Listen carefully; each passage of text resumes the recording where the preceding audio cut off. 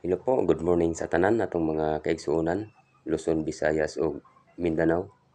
Labi na gyud sa atong mga baser o sa atong mga supporter diha. Upalo-up lang ta gamay no atong dugangan ang atong nahibaw-an sa nganong napildi si Gob Gobguen Garcia sa Cebu. Tungod kay ang pagkapildi niya gikan ra pud sa iyang binuhatan kasi di wa gyud siya mulaom nga mapildi siya. Gayong iyang amahan nga si Pabling Garcia, gwapo og record, asundan niya. Sige siya kadaog sa Cebu, niabot og 21 yata ka tuig ang iyang pagserbisyo sa probinsya sa Cebu.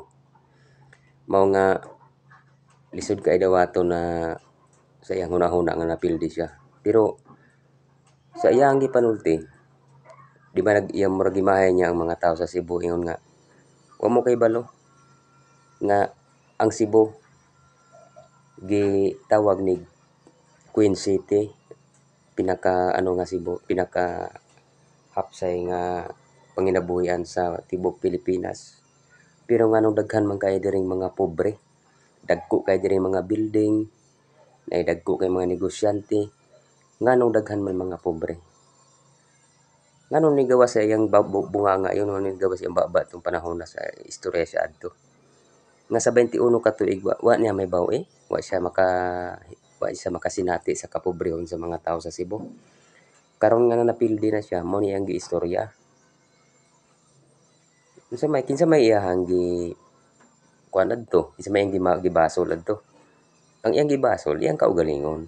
Kasi ug wa niya pasagdi ang mga tao sa Cebu. Di siya pwedeng pasagdan sa mga tao. Modaog siya. Kasi sa anggar siya, di na basta-basta mapildi sa Cebu, daghan kay na siya gipatumbang nga mga apelyido dihang dagko. Pero karon kay murag wa naman gyud ganahe ang mga tao kasi murag sa tan-aw sa mga tao garbo na kay siya, murag kuan na kay ba kanang hambog na kaayo.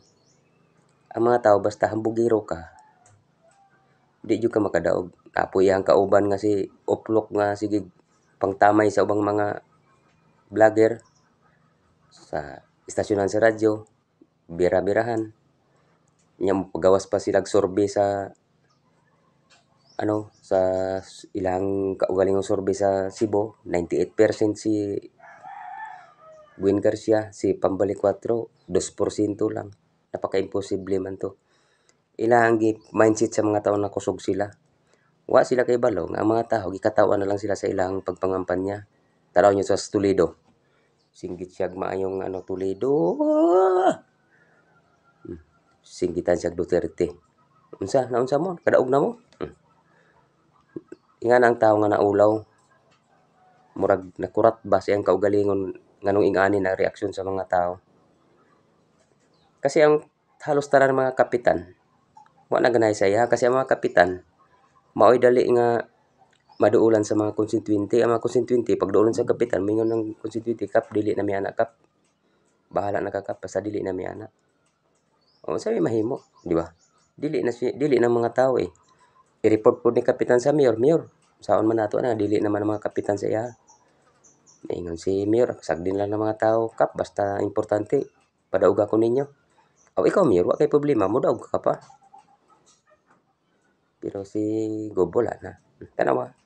Baliktad baga. Resulta, iyang gidahom nga mo milyon siya, wa siya makamilyon karon o petisyon pa siya. Aywan ko lang kayo.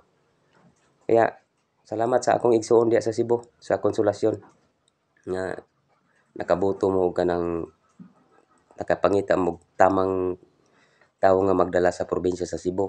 Hinaot po unta na Governor-elect, Honorable Pambalik 4. Kung unsa man to imong gihuna-huna, unsa may imong gustong mahitabo sa katawan sa Cebu, sa maayong paagi, suportado ka sa tanang mga tao sa Cebu.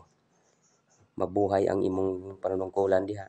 Sana mag-success hanggang sa ikaw nalay mo magsawa sa pagserbisyo. Dili pwede na ang mga tao magsawa sa imo.